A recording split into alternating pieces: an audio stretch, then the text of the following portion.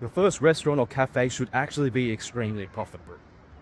The reason why is because it's your first one and you should be there every single day. So you can actually brute force it into success. This is a completely different story when you have like 10 shops, okay? Because you cannot be at all 10 shops at the exact same time. But when you got one, you actually can do that. So you can brute force your way to making a lot of money.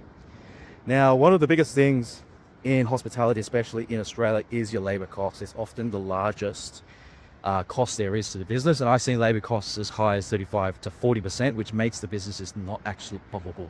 So you've got to get them down quick. So what you do is, because it's your business, you work extremely hard and you pick up your pace. You ask yourself, is it actually possible for me to work 4 times the speed of a standard Australian hospitality worker? If the answer is yes, and I hope it is yes, then what you've done is you've created a little opportunity to reduce your labor costs. Now you can hire 3 people less, right? And now you're saving $75. You know, if the going rate is up to $25 an hour, you can save $75 every hour that you work in the week, and that's for every week of the year.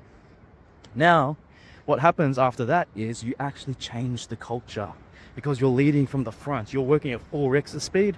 What are your staff naturally going to do? If you treat them right, they're going to have your back and they're going to probably work twice the speed. Now, because they're working twice the speed, they're ready to go to war and they're pumping it out every single day.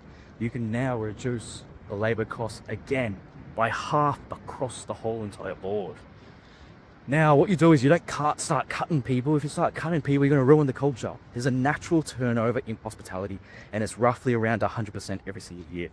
So if you have 50 people on your team, roughly 50 people will leave after a 12-month period of time. So you just allow the natural turnover to kick in, okay? So don't go around firing people. You're going to ruin the culture and you're going to ruin the whole thing. This is dangerous because you're asking people to work harder than they've previously worked. But find the right way to approach it. Do it slowly over time.